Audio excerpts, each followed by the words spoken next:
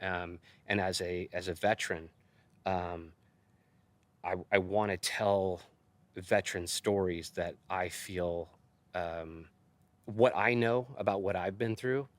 I tell people this all the time. I'm like, despite what anyone tells you, and I actually, when I was at the agency, I actually said this inside there. I'm like, I don't care what you guys say. Hollywood is the largest psyops campaign in the world, and they didn't like that. And they didn't think it was as Truth funny as hurts, I right? did. Yeah. I was like, that's hilarious, and they're like, but I really, it is, and the ability for me to get out a message that I think can help people. I Fuck mean, yeah. that's at least the hope, with this industry is putting out things that really help people, or connect them, or make them think about things they haven't thought of about themselves, etc. And then I guess there's entertaining too. I'm so curious though, because you talked a little bit about talking to your shrink and just the disconnect between what your shrink had read in the book and your own lived experience, and how that chasm could kind of never be bridged. So talk about that in terms of working in Hollywood, right? Where like you have this lived experience out in the real world, where there may be one other person on the set, if anybody, who has that shared experience that you had. Yet all these people are trying to recreate a reality that, frankly, only you know. Does that make you this just like, do you have to just say eventually, like, I gotta let it go because they can't get it exactly right? Or how do you process through that when you're working? That's a great question. And I'll say it this way: the difference. So I've brought in several people into the industry, military people that I was like, hey, they were interested, or I was just trying, hey, whatever, and I've had them be advisors, and then that happens to where they can't adjust to the process of how film is made. No, it has to be this way. Doesn't have to be anyway. For me, anything I was advising was never about advising the military. It was creating the art. I love working with good actors, because no one will listen to you more intently than a really good actor. Just like, and they like, it's like a vacuum, just taking it all in. It's pretty impressive. But also it's just the awareness of conversation. It's like you tell them something and they go from here to here, not experiencing it themselves, and they go, well, I imagine if this, then blah, and you're like, how the fuck did you put that Talk about that psychopath shit, bro. Like, how did you put that together? How did you make that jump? You didn't experience it yourself. I didn't tell you the in-between, and they get it. And it's really the quality that the A-list actors like yourself have, is this innate ability to just this curiosity, but just this innate understanding of humans and emotions, and it's really, and it's not taught. It's not taught. It's something intrinsic inside you. Like you have it or you don't. And obviously it's like an Olympian, right?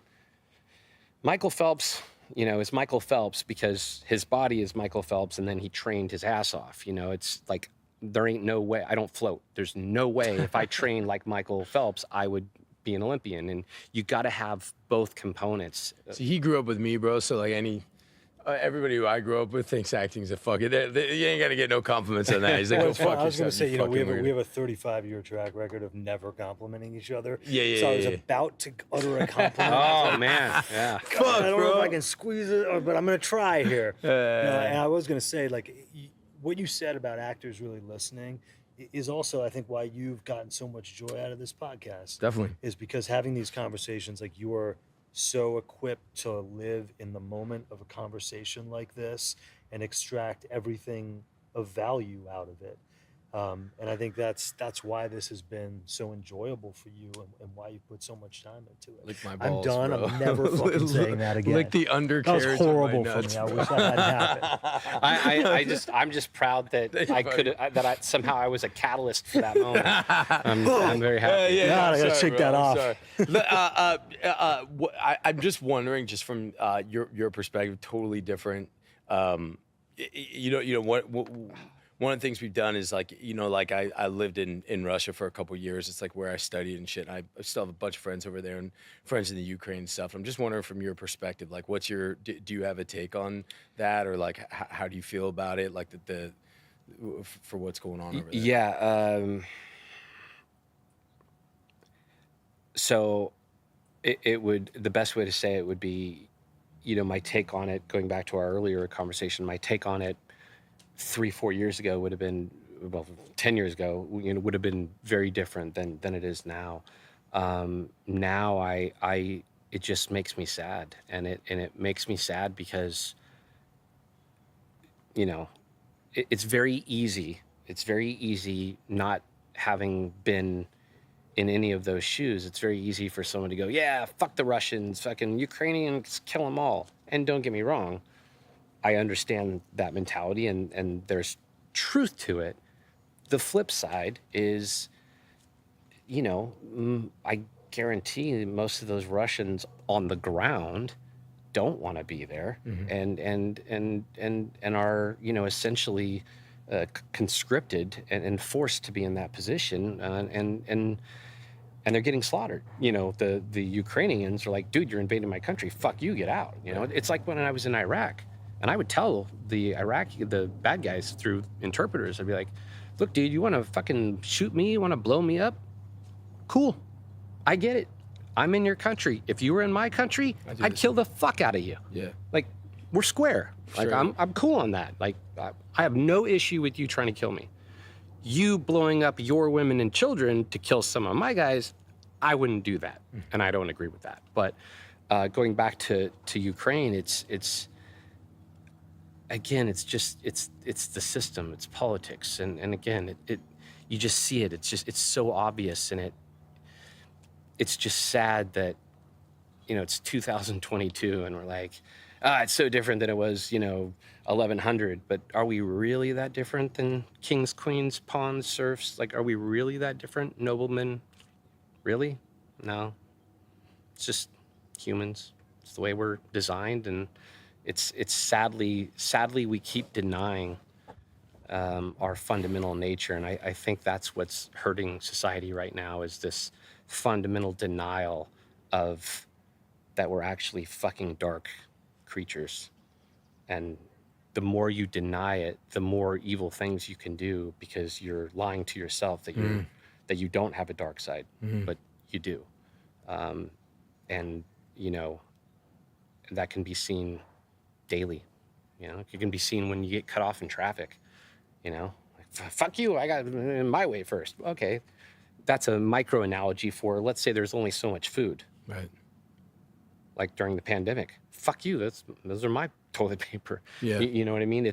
We're designed that way, and we don't need to judge it. We just need to accept it, and I'm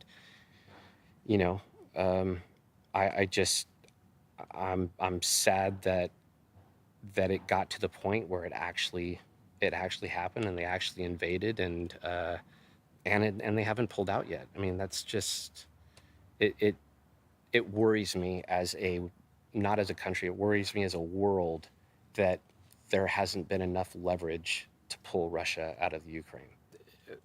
The world's getting weirder. I mean, we're approaching so many times that are unprecedented in the history of mankind. Like, as an example, okay, Ukraine, Russia, did he use conscripts and push them? Yes. So he still had to get people, to go.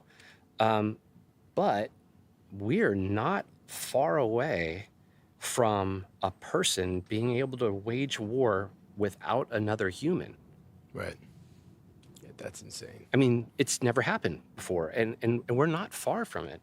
In fact, I'd say it's possible right now, It's I'm sure laboratory possible, and I don't think people are aware how fast things are going to change. They're already changing fast, but it's an exponential curve, and it's changing faster than people can accept and process, and it's only going to get faster.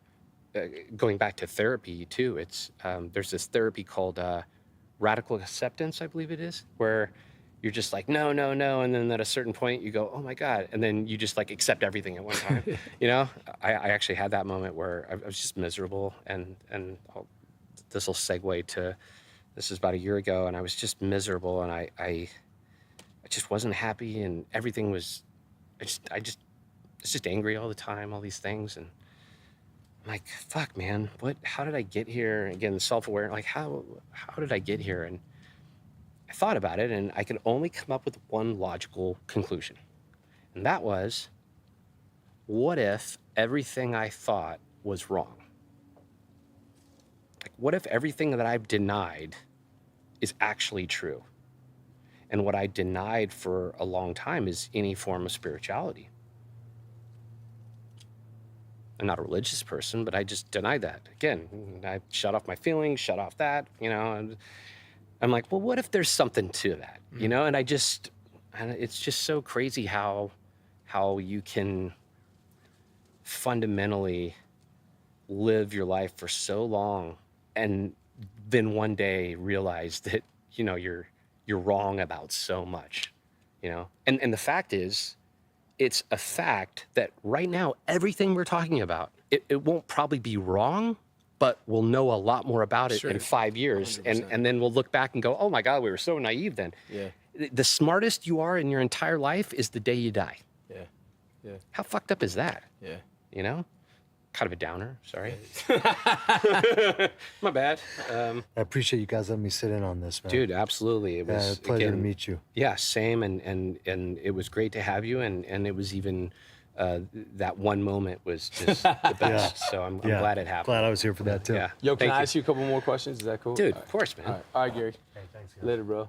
Do you now, or at any point in your life, like have you felt like you've had like a spiritual connection, or?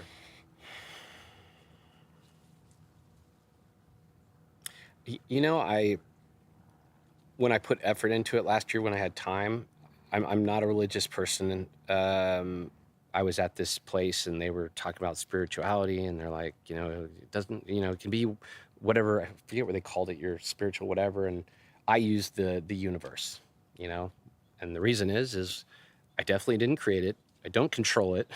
I know it exists, so okay, the universe will be my, you know, my spirit animal, for lack of a better term, and it definitely did something.